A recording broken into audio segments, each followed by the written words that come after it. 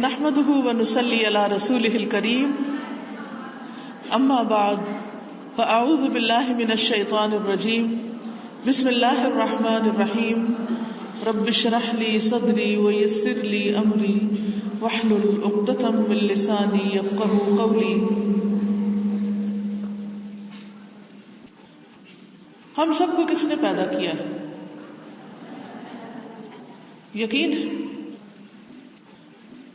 زمین آسمان کو کس نے پیدا کیا؟ اللہ سبحانہ و تعالی نے. ہم سب کون ہیں؟ مسلمان. مسلمان کس کس چیز پر ایمان رکھتا ہے؟ آمنت باللہ، پڑھیے ذرا. آمنت باللہ وملائکتہ وکتبہ ورسلہ والیوم الآخر والقدر خیرہ وشرہ والبعث بعد الموت. کس کس کو یہ آتا ہے؟ سب کو نہیں آتا. اس کو یاد کر لیں. اس کو کیا کہتے ہیں؟ ایمان مفصل، یعنی ایمان کا تفصیلی ذکر جس پر ہم سب کو ایمان رکھنا ضروری ہے. اس میں سب سے پہلے کس پر ایمان ہے؟ اللہ سبحانہ وتعالیٰ پر، کہ ہم اللہ کو اپنا خالق، مالک، اپنا رب مانتے ہیں. اسی نے ہمیں پیدا کیا ہے اور اسی کی طرف ہم نے واپس جانا ہے. اللہ خالقنا وخالق کل شیء، اللہ ہی ہمارا خالق بھی ہے اور ہر چیز کا خالق. جو کچھ زمین آسمان میں ہمیں نظر آتا اور جو نہیں آتا وہ سب کا سب اسی کا پیدا کرتا ہے. پھر یہ ہے کہ ہمیں مرنے کے بعد اسی کی طرف لوٹ کر جانا ہے. لیکن پیدا کرنے کے بعد اللہ سبحانہ تعالیٰ نے ہمیں اس زمین پر بہت ساری نعمتیں دے کر پیدا کیا اور بہت کچھ ہمارے لیے زمین سے اگایا، آسمان سے اتارا اور ہمیں طرح طرح کی نعمتیں عطا کی. اتنی نعمتیں اللہ تعالیٰ فرماتے ہیں وَمَا بِكُم مِّن نِّعْمَةٍ فَمِنَ اللَّهِ، تمہارے پاس کوئی بھی جو نعمت ہے وہ اللہ کی طرف سے ہے، اللہ سبحانہ تعالیٰ کی طرف سے. اور پھر ان نعمتوں میں ایک بہت بڑی نعمت ہدایت کی نعمت ہے، جس کے لیے اللہ تعالیٰ نے ہر دور میں پیغمبر بھیجے اور ان کے پاس اپنی ہدایت بھیجی، اپنی کتابیں بھیجی اور ان کتابوں کو انہوں نے لوگوں کو پڑھ کے سنایا، اللہ تعالیٰ کی ہدایات ان تک پہنچائیں. اللہ کا لاکھ لاکھ شکر ہے کہ ہم مسلمان ہیں اور ہمارے پاس اللہ سبحانہ تعالیٰ کی یہ ہدایت بہت اچھی شکل میں، محفوظ شکل میں موجود ہے. اسی طرح اللہ سبحانہ تعالیٰ نے ہمارے لیے ایک دن مقرر کیا جس میں سب کا رزلٹ اناؤنس ہوگا. کس چیز کا نتیجہ سامنے آئے گا؟ کہ ہم اس دنیا میں کیا کرتے رہے ہیں. ہم ہر روز جو کچھ بھی کرتے ہیں وہ سب کچھ لکھا جا رہا ہے. فرشتے لکھتے ہیں اس کو دائیں اور بائیں. وَإِنَّ عَلَيْكُمْ لَحَافِظِينَ كِرَامًا كَاتِبِينَ، کہ تم پر نگرانی کرنے والے موجود ہیں جو معزز فرشتے ہیں، لکھتے ہیں. ہر روز ہم اگر ایک لفظ بھی کوئی بولتے ہیں تو وہ بھی وہ نہیں چھوڑتے. کیا آپ کو یاد ہے صبح سے اب تک آپ نے کتنی باتیں کر لی اور کس کس ٹاپک پہ کر لی اور کس کس سے کی؟ بول کر کی یا لکھ کر کی؟ کیونکہ آج کل ہم بہت سی باتیں لکھ کر کرتے ہیں. کہاں جی کہاں لکھتے ہیں؟ ٹائپ کرتے ہیں. کہاں ٹائپ کرتے ہیں؟ موبائل پر، ٹیکسٹ میسجنگ.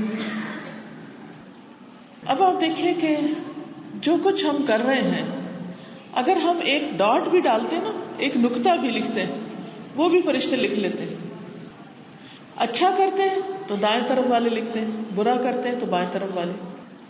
یہ بات ہمیں بچپن سے ہی بتا دی گئی لیکن ہم اس پر پوری طرح یقین نہیں رکھتے، اسی لیے بات کرتے وقت سوچتے نہیں ہیں. اگر ہمیں یہ پتا ہو کہ یہ سب کچھ لکھا جا رہا ہے اور یہ سب کچھ تولا جائے گا، یہ سب کچھ گنا جائے گا اور اس پر انعام یا سزا دی جائے گی، تو ہم بہت سوچ سمجھ کے ہر کام کریں، اور پھر اس کے ساتھ ساتھ اپنی نیت بھی بہت اچھی رکھیں، اور ہر وقت ہم اس بات کے حریص رہیں کہ ہمیں اچھی باتیں پتہ چلتی رہیں. میں دیکھ رہی ہوں کہ الحمدللہ آپ سب میں بہت شوق ہے، اسی وجہ سے آج آپ یہاں پر اکٹھے ہیں. اسی وجہ سے میں بھی آپ کے پاس آئی ہوں کہ ہم سب مل بیٹھ کر نیکی کرنے کے کچھ طریقے اور سنیں، اور ان کو اچھی طرح یاد رکھیں، ان کو تازہ کریں، اور پھر یہاں سے نکلنے کے بعد ہم نیکیوں میں دوڑ لگا دیں. کیونکہ ہمارا یہ یقین ہے کہ جو کچھ ہم کر رہے ہیں وہ سب ہمارے سامنے آنے والا ہے، اور اچھا کریں گے تو ہی اچھا سامنے آئے گا. مثال کے طور پر آپ دیکھ رہے ہیں کہ اس گلاس کے اندر ایک چیز ہے، کچھ پتہ ہے کیا ہے؟ نظر آ رہا ہے کیا ہے؟ پانی ہے نا. یہ اس میں کیسے آ گیا؟ اس میں کیسے پہنچ گیا؟ کیونکہ اس میں پانی ڈالا گیا. اگر اس میں پانی نہ ڈالا جاتا اور مٹی کا تیل ڈال دیا جاتا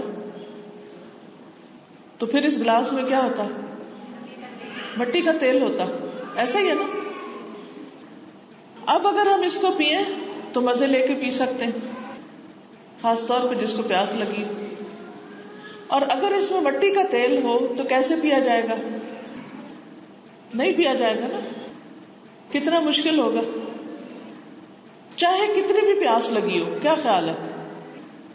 بہت شدید پیاس لگی ہو اور مٹی کے تیل کا گلاس بھرا ہوا ہو تو ہم کہیں کہ اس کو ہم پی لیں، تو ہم نہیں پی سکتے. اب اسی طرح ہم اپنے نامہ اعمال میں جو ڈال رہے ہیں نا وہی کل نکلنا ہے. اگر اس میں ہم صاف ستھرا میٹھا ٹھنڈا پانی ڈال رہے ہیں تو کل قیامت کے دن وہی ہمارے سامنے آئے گا. اور اگر ہم اپنے نامہ اعمال میں غلط باتیں ڈال رہے ہیں، جھوٹ ہے، غیبت ہے، چغلی ہے، تانا ہے، دوسروں کا مذاق اڑانا ہے، دوسروں کے ساتھ زیادتی کی بات ہے، جو کچھ ہم کریں گے وہ سارے کا سارا اس میں پڑ جائے گا. تو پھر کیا ہوگا؟ کیا اس وقت ہمارے پاس موقع ہوگا کہ ہم وہاں تیل کی جگہ پانی ڈال لیں، اس کو تبدیل کر لیں؟ کوئی بھی تبدیل نہیں کر سکے گا. ہاں، دنیا میں ایک موقع ہے تبدیل کرنے کا، اور وہ ہے توبہ استغفار.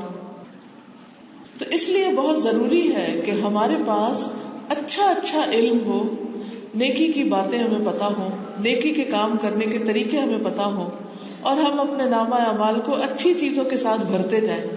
کیونکہ ہم ایک سفر پر ہیں، اور کل کو جب یہ سفر ختم ہوگا تو وہاں ہمیں جو کچھ ہم نے ساتھ رکھا ہوگا وہی کھانے پینے کو اور ہمارے استعمال کرنے کو دے دیا جائے گا کہ یہ تم نے بک کرایا تھا، یہ جمع کرایا تھا، یہ ہے تمہارا. جیسے آپ سفر کرتے ہیں، مثلا جہاز پر جاتے ہیں تو آپ کیا کرتے ہیں کہ اپنا سامان بک کراتے ہیں، اس پر آپ کو ایک ٹکٹ سا دے دیتے ہیں کہ یہ آپ کا ٹیگ ہے، جب آپ اپنی جگہ پر اترے تو جا کے اپنا سامان لے لیں.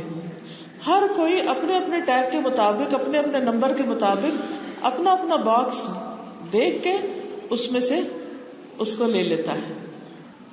ہزاروں لوگوں کا سامان پڑا ہوتا ہے، لیکن آپ کون سا بیگ اٹھاتے ہیں؟ جو آپ کا اپنا ہے. کیا ایسا ہوتا ہے کہ اگر کسی اور کا بیگ بہت خوبصورت ہو اور آپ کے مجھے تو یہ پسند آ گیا، کیا خیال ہے یہ لے لیتی ہوں میں، اور وہ میرا لے لے گا؟ کیا ایسا تبدیلی کر سکتے؟ نہیں کر سکتے. اسی طرح آج ہم جو کچھ کر رہے ہیں نا وہ ایک بیگ میں بھر رہے ہیں، اور قیامت کے دن ہر ایک نے اپنا اپنا اٹھانا ہے. اب کسی اور کا عمل اگر ہمارے سے اچھا ہوگا، چاہے ہماری ماں ہی کیوں نہ ہو، وہ ہمیں دے گی؟ وہ نہیں دے گی. اب ہر ایک اپنے اپنے عمل کے ساتھ ہوگا، ہر ایک نے وہی لینا ہے جو اس نے یہاں سے کر کے بھیجا ہوا ہے. اس لیے بہت ضروری ہے کہ ہم اس دنیا کے اندر اپنے وقت کو بہت سوچ سمجھ کے استعمال کریں، اور پوری کوشش کے ساتھ، محنت کے ساتھ نیکی کے ہر موقع کو استعمال کریں. تو آج میں آپ کو نبی صلی اللہ علیہ وسلم کی ایک حدیث بتاتی ہوں جس سے انشاءاللہ آپ کے اندر نیک کام کرنے کا شوق پیدا ہوگا. کیونکہ جب شوق آ جاتا ہے نا کسی چیز کے کرنے کا تو پھر انسان اسے آسانی سے کر لیتا ہے. مشکل بھی ہو تو کر لیتا ہے کیونکہ اس کا شوق ہے. آپ کو کس کام کا شوق ہے؟ کوئی کام بتائیں. کس کس کو پکانے کا شوق ہے؟ حیرت کی بات ہے، خواتین کی مجلس ہے، اتنی بے شمار بیٹھی ہوئی ہیں اور صرف چند ہاتھ کھڑے ہیں، باقیوں کو کوئی شوق نہیں پکانے کا. چلو ٹھیک ہے، اوکے. کیا پکانا آسان کام ہے؟ لیکن کیوں پکا لیتے ہیں آپ؟ اور پکانے میں بھی جس چیز کے پکانے کا شوق ہوتا ہے اس کو جان لگا کے پکاتے ہیں. اچھی سی چیز خریدیں گے، پھر اچھی سی کٹائی کریں گے اس کی، پھر اچھی طرح پورا دھیان رکھیں گے. یہ نہیں کہ رکھ کے چولہے پہ خود کہیں اور چلے جائیں. کس کس کو کپڑا سینے کا شوق ہے؟ ٹھیک ہے. کوئی آسان ہے کپڑے سینے؟ نہیں. لیکن جن کو شوق ہے ان کے لیے آسان ہے. مشکل بھی ہوتی ہے تو وہ شوق سے اپنا سیتے ہیں. اسی طرح آپ میں سے جس کو جس چیز کا شوق ہے وہ کام خواہ مشکل بھی ہو پھر بھی انسان کرتا، مرتے پڑتے کر لیتا ہے. تو کیا خیال ہے اگر ہمیں نیکیوں کا شوق لگ جائے تو پھر وہ ہمارے لیے مشکل نہ رہے. تو آئیے آج ہم نیکیوں کا شوق لگائیں. حدیث ہے بخاری اور مسلم کی. عن ابن عباس رضی اللہ عنہما عن رسول اللہ صلی اللہ علیہ وسلم فيما يرويه عن ربه تبارك وتعالى قال ان الله كتب الحسنات والسيئات ثم بين ذلك فمن هم بحسنة فلم يعملها كتبها الله عنده حسنة كاملة وإن هم بها فعملها كتبها الله عنده 10 حسنات إلى 700 ضعف إلى أضعاف كثيرة وإن هم بسيئة فلم يعملها كتبها الله عنده حسنة كاملة وإن هم بها فعملها كتبها الله سيئة واحدة. کس کس کو حدیث سمجھ آ گئی؟ ایک دو. کس کی بات سنائیے آپ کو؟ نبی صلی اللہ علیہ وسلم کی. تب آپ دیکھیں کہ ہم سب آپ کی امت ہیں، آپ کی امت، اور ہم سب کہتے ہیں ہم آپ سے محبت کرتے ہیں اور ہمیں آپ کی بات ہی سمجھ نہیں آتی. تو جب آپ کی بات ہی سمجھ نہیں آئے گی تو پھر اس کے اوپر عمل کہاں سے ہوگا؟ ٹھیک ہے ترجمہ ہوگا، کوئی بتائے گا، وہ بھی صحیح ہے، لیکن خوش قسمت ہے وہ جو ترجموں کے بغیر ڈائریکٹ نبی صلی اللہ علیہ وسلم کی بات سمجھ لیں.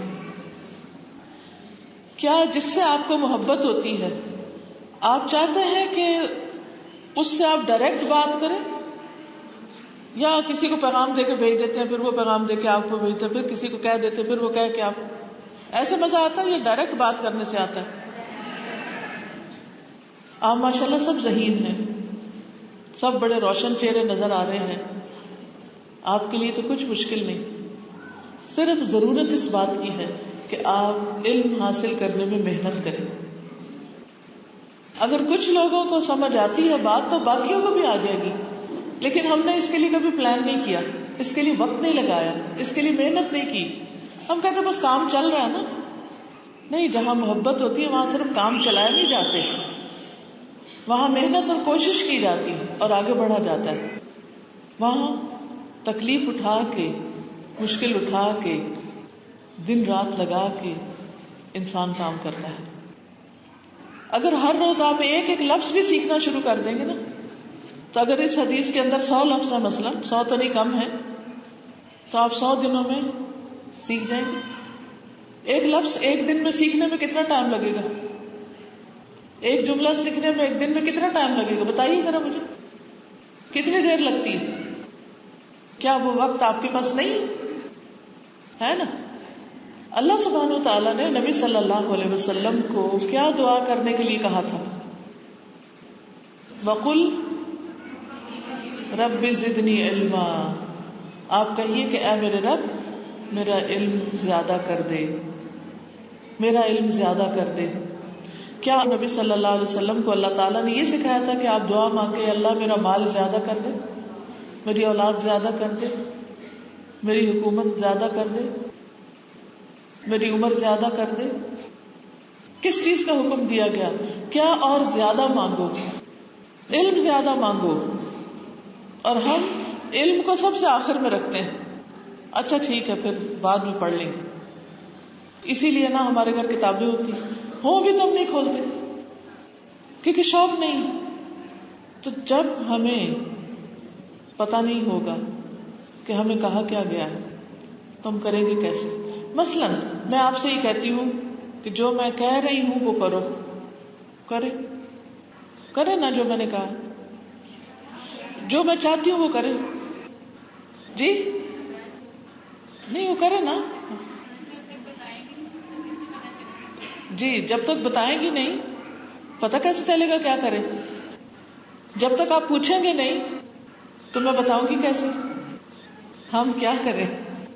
تو جب کچھ کرنا ہوتا ہے تو اس کے لیے پہلے پتا کرنا ہوتا ہے کہ کرنا کیا ہے. اگر ہم دن رات بھی کہیں اللہ ہمیں نیکی کرنے کی توفیق دے تو پتہ ہی نہیں نیکی ہے کیا تو کیسے کریں گے؟ نہیں کر سکتے نا. تو اس لیے یہ جاننا بہت ضروری ہے کہ کریں کیا. تو آئیے اس حدیث کو سنتے ہیں، سمجھتے ہیں اور پھر اس کی روشنی میں دیکھتے ہیں کہ کرنا کیا ہے. ابن عباس رضی اللہ عنہما سے روایت ہے کہ رسول اللہ صلی اللہ علیہ وسلم اپنے رب تبارک و تعالی سے روایت کرتے ہوئے فرماتے ہیں کہ بے شک اللہ نے نیکیاں اور برائیاں لکھی پھر ان کو بیان فرمایا. بس جس نے نیکی کا ارادہ کیا لیکن اس پر عمل نہ کر سکا تو اللہ نے اس کے لیے اپنے پاس ایک مکمل نیکی کا بدلہ لکھا، اور اگر اس نے ارادے کے بعد اس پر عمل کر لیا تو اللہ نے اس کے لیے اپنے پاس 10 نیکیوں سے لے کر 700 تک بلکہ اس سے بھی زیادہ لکھا. اور جس نے کسی برائی کا ارادہ کیا پھر اس پر عمل نہیں کیا تو اللہ نے اس کے لیے اپنے پاس ایک مکمل نیکی لکھی، اور اگر اس نے ارادے کے بعد اس پر عمل بھی کر لیا تو اللہ نے اس کے لیے ایک برائی لکھی. تو سب سے پہلے تو یہ کہ یہ حدیث قدسی کہلاتی ہے کیونکہ نبی صلی اللہ علیہ وسلم اللہ سبحانہ وتعالیٰ سے یہ بات روایت کر رہے ہیں. دوسری بات یہ ہے کہ اس میں یہ بتایا گیا ہے کہ بے شک اللہ نے نیکیاں اور برائیاں لکھی. تو اس سے پتہ یہ چلتا ہے کہ نیکی وہ ہے جس کو اللہ سبحانہ وتعالیٰ نے نیکی کہا ہے. اگر ہم سب لوگ کسی کام کو نیکی سمجھ کے کرتے رہیں لیکن اللہ تعالیٰ نے اس کو نیکی نہیں لکھا، وہ نیکیوں کی لسٹ میں نہیں ہے تو وہ نیکی کا کام ہی نہیں ہے. اسی طرح اللہ نے برائیاں بھی لکھ دی. اب اگر ساری دنیا مل کر کسی کام کو اچھا کہے لیکن وہ اللہ کی نظر میں بری ہے تو وہ حقیقت میں کیا ہے؟ بری ہے. کتنے ہی غلط کام ایسے ہیں جن کو شیطان ہمارے لیے خوشنما بنا کے نیکی بنا دیتا ہے. اب مثلاً بدعات ہیں. بدعت وہ کام جو نبی صلی اللہ علیہ وسلم نے، یہ صحابہ نے نہیں کیے، آپ کے زمانے میں نہیں ہوئے. آج کئی لوگ اس طرح کے کچھ کام شروع کر چکے ہیں جو نہ قرآن میں ان کا ذکر ملتا ہے، نہ حدیث میں ان کا ذکر ملتا ہے، نہ صحابہ نے ان کو کیا ہے، اور وہ ان کو نیکی سمجھ کے کرتے ہیں. مثلاً اگر کوئی فوت ہو جائے تو اس کے بعد بیٹھ کے اس کو قرآن پڑھ کے دیتے. قرآن مجید میں تو کہیں حکم نہیں آیا، نبی صلی اللہ علیہ وسلم نے بھی نہیں کیا، لیکن کتنا زیادہ عام ہے یہ کام. تو جب تک کوئی نیکی اللہ سبحانہ و تعالیٰ کی طرف سے نہ آئے اس وقت تک وہ نیکی نہیں ہوتی. اور اسی طرح جب تک کسی کام کو وہاں برا نہ کہا جائے اس وقت تک کوئی کام برا نہیں ہوتا. کیونکہ بعض اوقات آپ اچھا کام کر رہے ہوتے ہیں اور لوگ آپ کو کریٹیسائز کرتے ہیں، برا بھلا کہتے ہیں، تو اس پر آپ دل چھوڑ بیٹھتے ہیں کہ پتہ نہیں میں ٹھیک کر رہی ہوں کہ نہیں. تو کیا ہمیں لوگوں سے پوچھنا ہے کہ ہم ٹھیک کر رہے ہیں یا نہیں؟ کیا خیال ہے؟ کس سے پوچھنا چاہیے؟ اللہ تعالیٰ سے. کیسے پوچھیں گے؟ کوئی ٹیلی فون لائن ہے آپ کے پاس؟ قرآن مجید سے پتہ کریں گے، نبی صلی اللہ علیہ وسلم کی احادیث سے پتہ کریں گے، ان لوگوں سے پوچھیں گے جو قرآن و سنت کو جانتے ہیں کہ کیا یہ کام نیکی کا ہے یا نہیں. تو اللہ تعالیٰ نے نیکیاں اور برائیاں لکھ دی، پھر ان کو بیان فرمایا. کہاں؟ قرآن و سنت کے ذریعے.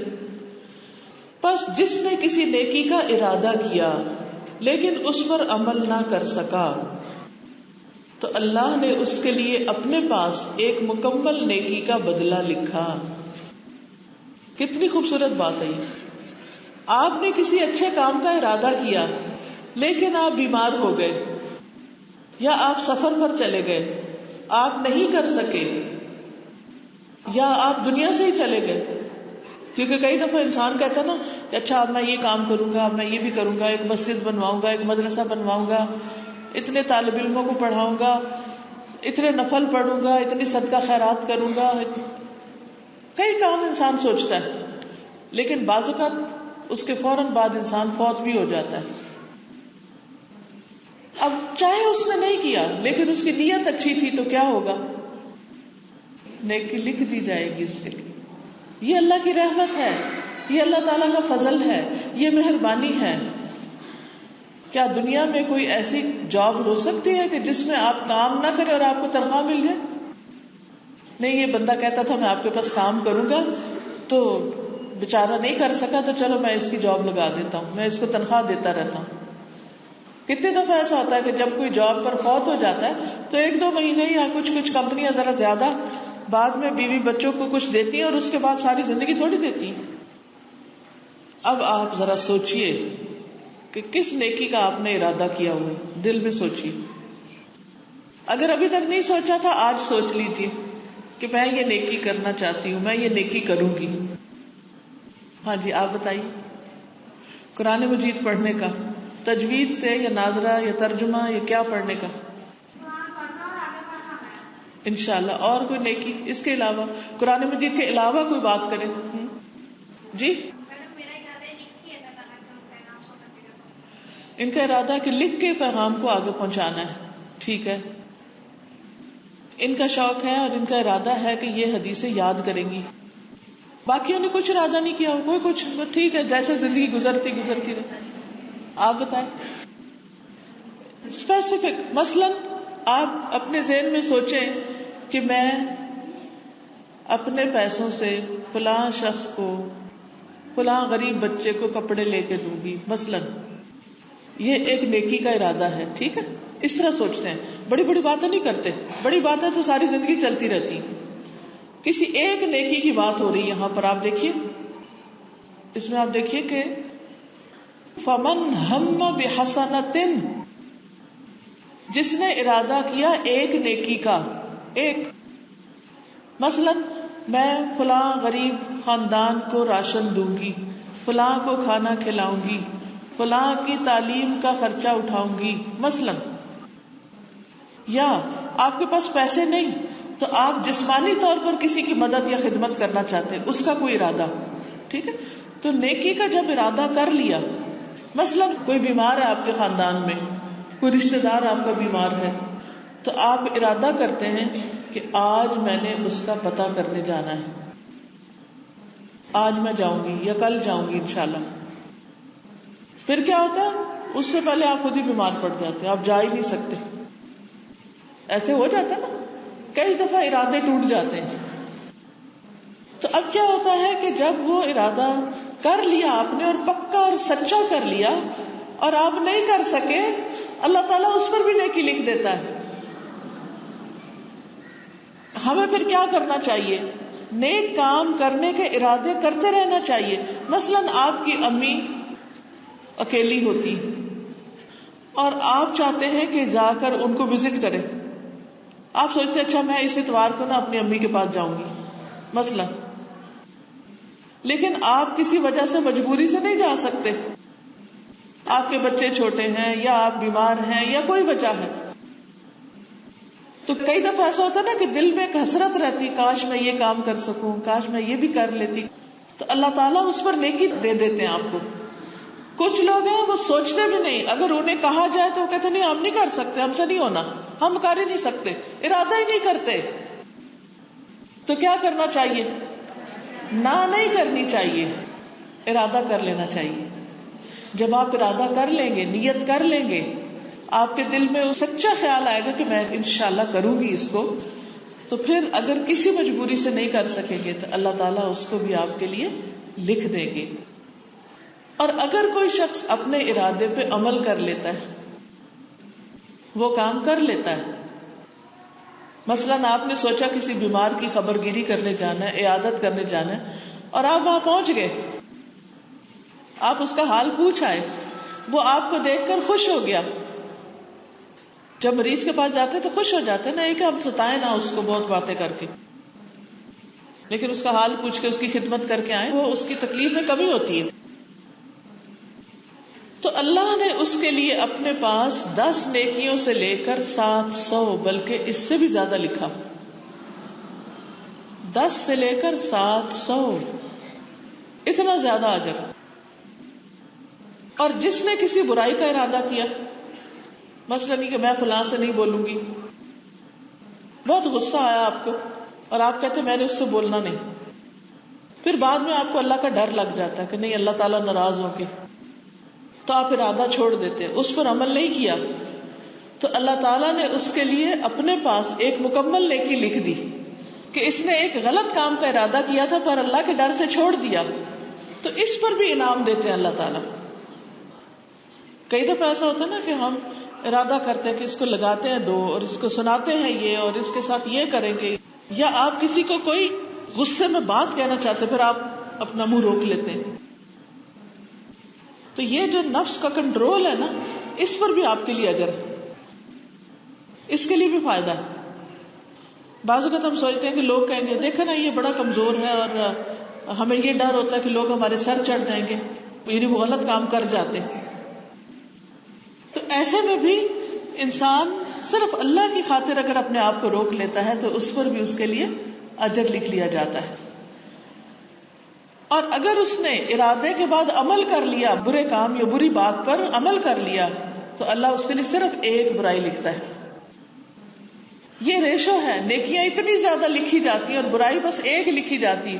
لیکن اگر انسان دن رات برائیاں کرتا رہے اور اعمال نامہ برائی بھرتا رہے تو قیامت کے دن پھر ظالم کون ہے؟ اپنے اوپر ظلم کس نے کیا کہ اپنے بیگ میں صرف برائیاں ہی ڈالی، اچھائیاں نہیں ڈالی؟ انسان خود ہی ہے. اللہ تعالیٰ کی رحمت تو بہت زیادہ ہے، لیکن ہم سیدھے رستے پر آنے سے کتراتے ہیں اور شیطان کی باتیں مانتے چلے جاتے ہیں. اب اس میں آپ دیکھیے کہ اس حدیث کی وضاحت میں کئی آیات اور احادیث اور بھی ہیں. پہلی بات، کوشش کے باوجود نیکی نہ کر سکنا. اس کے بارے میں قرآن مجید میں آتا ہے وَمَن يَخْرُجْ مِن بَيْتِهِ مُهَاجِرًا إِلَى اللَّهِ وَرَسُولِهِ ثُمَّ يُدْرِكْهُ الْمَوْتُ فَقَدْ وَقَعَ أَجْرُهُ عَلَى اللَّهِ. جو اپنے گھر سے اللہ اور اس کے رسول کی طرف ہجرت کرتے ہوئے نکلے پھر اسے موت پا لے تو بے شک اس کا اجر اللہ پہ ثابت ہو گیا. کوئی حج کے لیے نکلا ہے، راستے میں فوت ہو گیا ہے، حج نہیں کیا، تو قیامت کے دن وہ کس میں سے اٹھے گا؟ حاجیوں میں سے اٹھے گا، کیونکہ وہ اس رستے پہ چل پڑا تھا. وہ صرف اس کا خیال نہیں تھا بلکہ اس نے ایکشن بھی لے لیا. اسی طرح انسان مسجد جانے کی طرف کوشش کرتا ہے اور چاہتا ہے کہ فرض نماز کھڑے ہو کے پڑھے، لیکن مسجد نہیں جا سکتا کیونکہ راستے میں ٹریفک بہت تھی، یا بارش ہو گئی، یا کوئی مسئلہ پیش آ گیا تو مسجد تک پہنچ ہی نہیں سکا. اس کو گھر میں ہی رستے میں نماز پڑھنی پڑی، تو اجر کتنا ملے گا مسجد جانے کا؟ بھئی وہ تو گیا ہی نہیں، پھر بھی مسجد جانے کا اجر؟ جی، کیونکہ اس کی نیت ہی جانے کی. اسی طرح اگر آپ کا عمرہ کرنے کا ارادہ ہے، پکا ارادہ اور نیت اور پیسے بھی جمع کر رہے ہیں، یا حج پہ جانے کا ارادہ ہے، لیکن سم ہاؤ آپ کا نام ہی نہیں نکلتا اور آپ نہیں جا سکتے، آپ کو بڑا ہی شوق ہے اور آپ روتے بھی ہیں کبھی کہ اللہ تو مجھے اپنے گھر کا دیدار نصیب فرما، مجھے حج پہ بلا. تڑپتے ہیں آپ لیکن جا نہیں سکتے، تو اس کا کیا حکم ہے؟ آپ کی نیت کی وجہ سے آپ کو اس کا ثواب مل جائے گا. لیکن جس کے دل میں خیال ہی نہ گزرے کہ اس نے حج کرنا ہے یا یہ اس پر فرض ہے، تو پھر کیا ہے؟ اس کے بارے میں بھی بڑی سخت بات ہے کہ اللہ تعالیٰ کو اس بات کی کوئی پرواہ نہیں کہ وہ یہودی ہو کے مرے یا عیسائی ہو کے مرے. پھر اسی طرح ایک شخص چاہتا کھڑے ہو کے نماز پڑھے، لیکن وہ کھڑا ہی نہیں ہو سکتا، اس کے پاؤں ہی نہیں ہے، یا اس کا پاؤں ٹوٹ گیا ہے اور اس پہ پلسٹر چڑھا ہوا ہے تو اب کھڑا نہیں ہو سکتا، لیکن ہر وقت روتا ہے یا اللہ میں بیٹھ کے کیسے ہر وقت نماز پڑھوں، کھڑے ہو کے پڑھوں. تو اس کے لیے کیا ہے؟ اس کو کھڑے ہو کے پڑھنے کا اجر ہے، کیونکہ جب وہ صحت مند تھا وہ کھڑے ہو کے پڑھتا تھا، اور اب بھی اس کا دل یہی چاہتا ہے کہ کھڑے ہو کے نماز پڑھے. لیکن کچھ لوگ آپ دیکھیں کہ بغیر کسی وجہ کے بھی بیٹھ کے نماز پڑھتے ہیں. ساری دنیا کے کام کھڑے ہو کے نماز بیٹھ کے. فرض نماز تو بیٹھ کے ہوتی نہیں، چاہے آپ دیوار کا سہارا لیں، چاہے آپ کچھ بھی کریں، میکسیمم کوشش کریں کہ کھڑے ہو کے. اور جو نفل نماز ہے اگر وہ آپ بیٹھ کے پڑھتے ہیں تو اس کا آدھا ثواب ہے. اگر کھڑے ہو کے پڑھنے کا ثواب 100 ہے تو بیٹھ کے پڑھنے کا ثواب 50 ہے. پھر اسی طرح قرآن مجید میں یہ بھی آتا ہے کہ جنگ تبوک میں کچھ لوگ گئے تھے اور کچھ نہیں جا سکے تھے. کیوں نہیں جا سکے تھے کچھ پتہ؟ ان کے پاس سواریاں نہیں تھی اور وہ روتے تھے آنسوؤں سے کہ اللہ ہمیں بھی سواری مل جائے، ہم بھی ساتھ جائیں. ہم اب دنیا کے کسی ٹرپ پہ جانے کو تو ضرور شوق سے جائیں گے، لیکن جہاں مشکل کام ہو وہاں جانے سے کتراتے ہیں. وہ سفر اتنا مشکل تھا کہ سخت گرمی کے دن تھے، فصلیں تیار تھی اور 30,000 لوگ کٹھے جا رہے تھے اور ایک بڑا طویل دور کا سفر تھا جس میں انسان کا نفس نہ مانے جانے کو، لیکن وہ پورا شوق رکھتے تھے کہ نہیں ہم نے بھی جانا ہے، ہم نے بھی اللہ کے راستے میں قربانی کرنی ہے. وہ نہیں پہنچ سکے. نبی صلی اللہ علیہ وسلم نے فرمایا کچھ لوگ مدینہ میں ہمارے پیچھے رہ گئے ہیں، ہم کسی بھی گھاٹی یا وادی میں چلیں وہ ثواب میں ہمارے ساتھ ہیں. ان کو صرف عذر نے روک لیا تھا لیکن ثواب میں وہ شامل ہیں. اسی طرح ہو سکتا ہے کہ آج کئی لوگ یہاں آنا چاہتے ہوں، ان کو گھر سے اجازت نہیں ملی، یا ان کے پاس کرایہ نہیں تھا، یا ان کو کوئی گاڑی نہیں ملی، یا راستہ ہی نہیں ملا، تو بھی ان کا اجر لکھ لیا گیا. تو جب انسان نیکی کا ارادہ کر لے اور مجبوری سے نہ کر پائے تو پریشان نہ ہو، مایوس نہ ہو، اللہ تعالیٰ اسے قبول کرے گا انشاءاللہ. اسی طرح جو کام آپ خود نہیں کر سکتے آپ کسی اور کو کرنے کا موقع دے دیتے ہیں، اس کو سپورٹ کر دیتے ہیں، اسے راستہ دکھا دیتے ہیں، اس کا اجر بھی آپ کو مل جائے گا. مثلا حدیث میں آتا ہے جس شخص نے اللہ کے راستے میں غزوہ کرنے والے کو سامان دیا گویا وہ خود غزوے میں شریک ہو گیا، اور جس نے خیر خواہی کے طریقے پر غازی کے پیچھے اس کے گھر بار کی نگرانی کی وہ ایسے ہی جیسے خود غزوے میں شریک ہوا. مثلا ہماری عمر بڑی ہو چکی ہے، اب ہم جو پڑھتے ہیں ہمیں یاد نہیں رہتا، ہماری صحت بھی اتنی نہیں. اب آپ کو بہت دیر سے پتا چلا کہ یہ سب قرآن مجید کس طرح پڑھا جاتا ہے، آپ خود نہیں کر سکتے تو آپ ثواب لینے کے لیے کیا کر سکتے ہیں؟ کسی اور بچے کو پڑھا دیں، اس کی فیس دے دیں، اس کے لیے سواری کا بندوبست کر دیں، اس کام میں آپ اپنا حصہ ڈال دیں. تو آپ خود نہیں کر رہے لیکن اجر آپ کو بھی ساتھ مل رہا ہے. یہ بھی اللہ تعالیٰ کا فضل ہے. جو راہ دکھاتا ہے اس کو بھی اجر ملتا ہے، جو اس راستے میں اپنا مال خرچ کرتا ہے اس کو بھی اجر ملتا ہے. اصل چیز کیا ہے پھر؟ نیکیوں کا شوق ہونا، نیکیوں کا علم ہونا اور سچے دل سے نیکی کے کام میں حصہ لیتے چلے جانا. پھر اسی طرح بیماری کی وجہ سے کوئی کام نہ کر سکنا. تو حدیث میں آتا ہے کہ جب کوئی بندہ بیمار ہو جاتا ہے یا سفر میں جاتا ہے تو اس کے وہ تمام عمل لکھ دیے جاتے ہیں جو وہ قیام اور تندرستی کی حالت میں کرتا رہتا تھا، تو سب کچھ لکھا جاتا ہے. پھر اسی طرح یہ ہے آپ صلی اللہ علیہ وسلم نے فرمایا اللہ تعالیٰ ایک تیر کی وجہ سے 3 لوگوں کو جنت میں داخل کرے گا. ایک نیک نیتی سے تیر بنانے والا، دوسرا تیر چلانے والا اور تیسرا پھینکنے والا. یعنی ایک کام اگر ایک ٹیم بھی مل کے کرتی ہے نا تو اس میں سے ہر ایک کا حصہ ہو جاتا ہے، ہر ایک کو اجر مل جاتا ہے. اسی طرح بعض اوقات آپ ایک نیکی کا کام کرتے ہیں، اس کا ارادہ کرتے ہیں اور آپ شروع کرنے لگتے ہیں تو آپ کو ایک اور نیکی پتہ چل جاتی ہے تو آپ کہتے ہیں اس کی بجائے وہ نہ کر لوں. اب آپ کو جو کی اس کا بھی اجر ملا اور جس کا پہلے ارادہ کیا تھا لیکن نہیں کر سکے اس کا بھی اجر مل جائے گا. اب دیکھیے اللہ تعالیٰ تو اپنی رحمت عام کرنے کے لیے ہر وقت تیار ہے، وہ موقع پہ موقع دیتا چلا جا رہا ہے، لیکن یہ ہماری کمزوری ہے، ہماری کوتاہی ہے کہ ہم اس موقع سے فائدہ نہیں اٹھاتے. پھر اس میں ایک آتا ہے کہ ایک شخص رسول اللہ صلی اللہ علیہ وسلم کے پاس آیا اور کہا کہ اللہ کی رضا اور آخرت کے لیے میں آپ کے ساتھ مل کے جہاد کرنا چاہتا ہوں، اس نیت سے آپ کے پاس آیا ہوں، لیکن جب میں آیا تو میرے ماں باپ رو رہے تھے کیونکہ وہ اکیلے تھے. تو آپ نے فرمایا واپس جا کر انہیں ہنساؤ، خوش کرو جس طرح تم انہیں رلا کر آئے. یعنی اس کام کا تمہیں نیت کا اجر مل جائے گا، اور جو اس سے زیادہ اہم کام ہے تمہارے پاس، کیونکہ بعض اوقات ماں باپ بوڑھے ہوتے ہیں، وہ دھوپ میں پڑے تو انہیں کوئی چھاؤں میں بٹھانے والا نہیں، انہیں کھانا دینے والا نہیں، کوئی دوائی دینے والا نہیں، تو کتنی مشکل ہو جاتی ہے ان کو، اور اولاد اور کاموں میں لگی رہتی ہے. تو اس پر کیا حکم ہے، کیا کرنا چاہیے؟ نیکی کا، دین کے کام کا بھی شوق رکھنا چاہیے، لیکن اس کے ساتھ ساتھ ماں باپ کی خدمت پہلے نمبر پر آتی ہے. تو اللہ تعالیٰ اس خدمت کا بھی آپ کو اجر دے گا، اور پھر وہ نیکی کا کام کرنے کا بھی اجر دے گا. لیکن ہاں، اگر ماں باپ کے پاس کوئی اور ہے یا وہ اپنے آپ کو لک آفٹر کر سکتے ہیں، تو پھر آپ اگر دین کے کام میں لگے ہوئے ہیں تو اللہ تعالیٰ آپ کو اس کام کا اجر دے گا، اور ماں باپ کے ساتھ جو اور کوئی نیکی آپ کر رہے ہیں اس کا بھی اجر دے گا.